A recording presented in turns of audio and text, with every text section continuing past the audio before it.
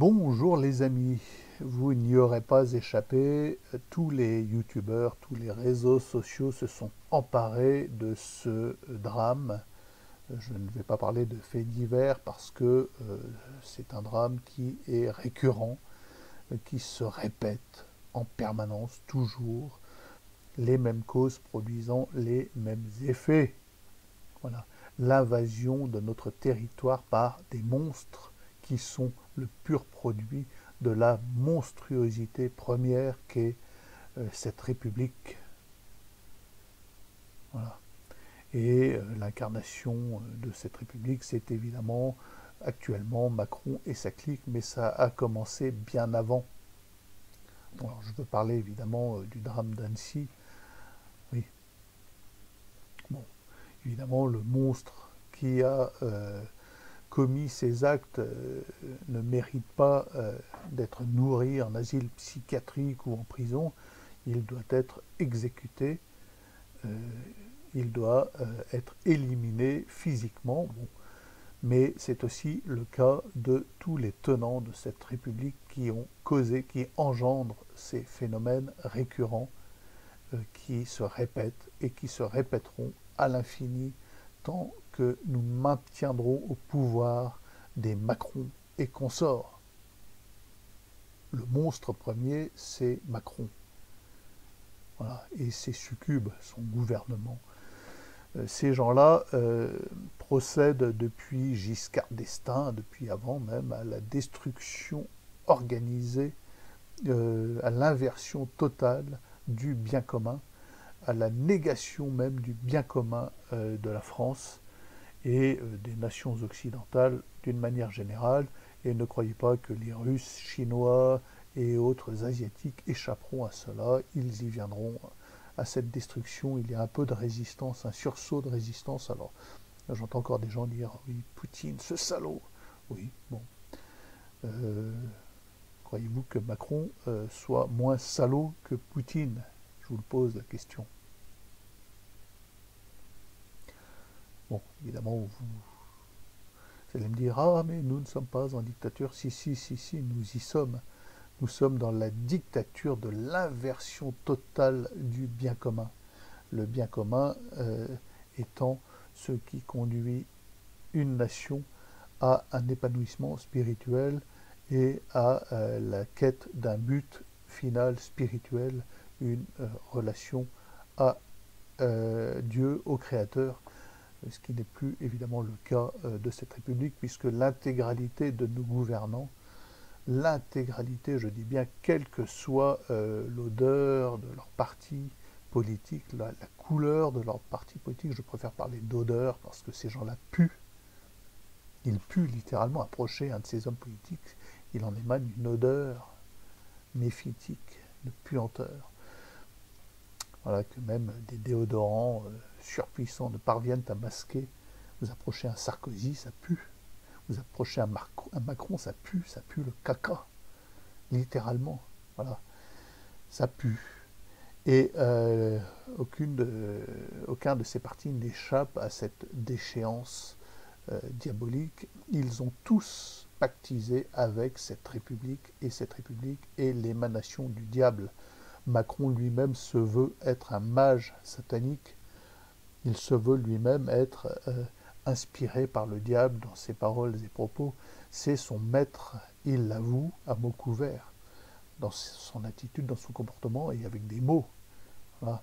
La bête de l'événement, évidemment, il la rencontre, il s'en veut être le disciple. Et moi, personnellement, qui suis sensible à ces choses-là, je ne peux le voir même par écran interposé. Je ne peux regarder ce type-là. Je ne peux pas l'écouter, je ne peux pas entendre le timbre de sa voix, ni de lui, ni de ses succubes. Voilà. Alors les succubes, évidemment, démons féminins, mais là, on va y intégrer, y inclure les Darmanin, les Le Maire, tous ces gens ignobles. Et évidemment, aucun des mots prononcés après ce drame d'Annecy ne sera vrai, n'entraînera des conséquences positives pour le pays. Tout n'est que mensonge, tout n'est que théâtre, tout n'est qu'inversion. N'attendez rien de ces gens. Il faut avant ou après avoir détruit le monstre qui a commis l'acte ignoble à Annecy, détruire ce gouvernement. Voilà. Malheureusement, je pense que ma génération ne verra pas, n'assistera pas à cette destruction. Nous assisterons au contraire, préparez-vous à assister à la conclusion finale. Ils iront au bout de la destruction organisée de la France et des nations occidentales d'une manière générale. Donc cette destruction entraîne la déchristianisation totale des âmes, l'extraction de la relation à Dieu de chacun d'entre nous. C'est le but recherché. Et attendez-vous à assister à des phénomènes récurrents de poignardage, à l'émanation de petits monstres qui seront la création, les golems de cette République. Bon, nous irons au bout de cette destruction, nous verrons, nous assisterons jusqu'à terme, nous boirons ce vin, cette coupe jusqu'à la lie, nous. Voilà. Et nous ne pouvons espérer qu'en un miracle, il n'y aura pas de prise de conscience de nos gouvernants, de leurs erreurs, évidemment, puisqu'ils se repaissent de ces erreurs qui sont pour eux les moyens de vénérer leur maître, et leur maître, c'est Satan, et cette république est satanique depuis le départ. Elle est homicide depuis sa création. Elle n'est pas une résultante de la libération des peuples par une révolution. Elle est la prise de pouvoir des loges, et les loges sont vouées à Satan, tout simplement. Je n'invente rien, voilà, je vous parais extrémiste, je vais encore perdre des abonnés par ce discours noir et sombre, mais c'est la réalité. Vous ne pouvez pas être républicain. Si vous voulez voir cesser ce genre de phénomènes qui deviendront récurrents, qui empesteront tous les parcs à jeux pour enfants en quick payés à grands frais par vos taxes locales et qui pullulent dans chacune de nos villes et qui sont la proie favorite des dealers, des racailles. Il suffit d'aller, vous allez au parc à jeux du Square Kennedy à Brest, 2 jours ou 3 jours par semaine, vous verrez le parc à jeux du Square Kennedy encombré de dealers avec des guetteurs à chaque entrée du parc, et vous y emmenez vos enfants et vous passez dans des rangées de gars patibulaires qui vous regardent comme si vous étiez des flics infiltrés et qui sont prêts à vous égorger. Ça, c'est la réalité de terrain et ça date pas d'hier.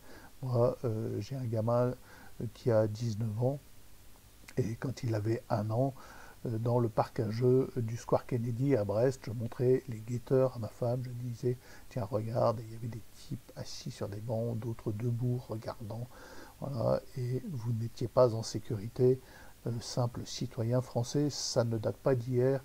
Bon, ne vous attendez pas à assister à un mieux, il n'y en aura pas, ça ira de mal en pis, ça ira en se dégradant.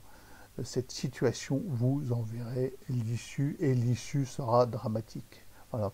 Il n'y aura pas de prise de conscience des peuples, il n'y aura pas de prise de conscience des gouvernants, puisque eux œuvrent pour le diable de manière consciente. Ça, c'est une réalité. Bon, nous, que pouvons-nous faire à notre échelle de catholiques? Eh bien, il nous faut faire au maximum dissidence, sécession, avec cette République, au maximum. Alors évidemment, nous ne pouvons pas échapper au monde dans lequel nous vivons de manière complète. Nous ne pouvons pas échapper à l'emprise de l'euro, de la monnaie.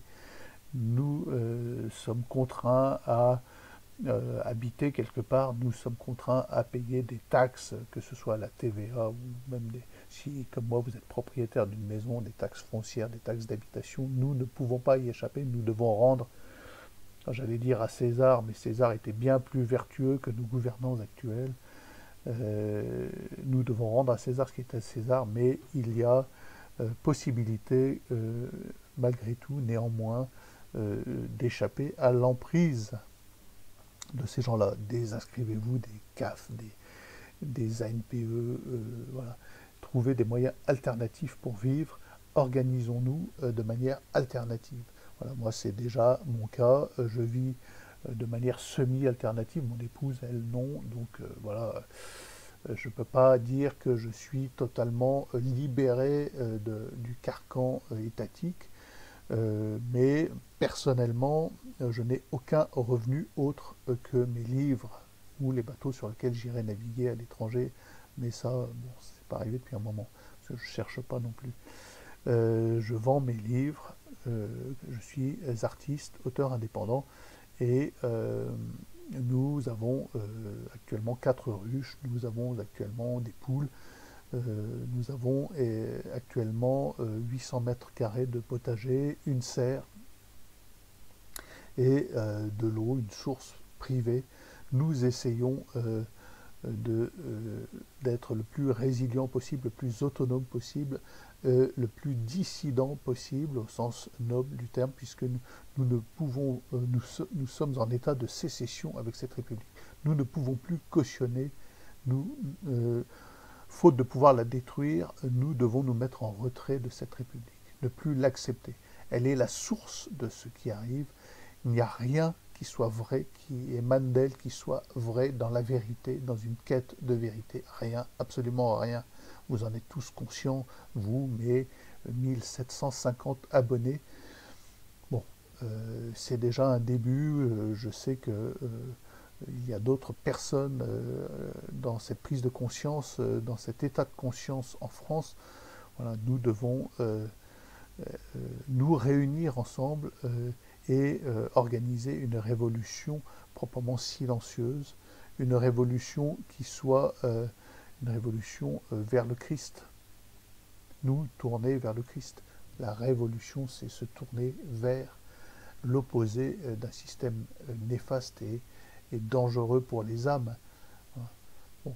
Et ne pas perdre de vue, surtout ne perdons pas de vue que cette République a pour but final de détruire les âmes, de détruire toute forme de spiritualité dans nos vies, de nous couper de notre relation au Créateur pour nous faire adhérer à ce qui nous rendra forcément malheureux, adhérer à l'inversion, adhérer au mensonge, adhérer au diable, dont ils sont les démons incarnés, les succubes.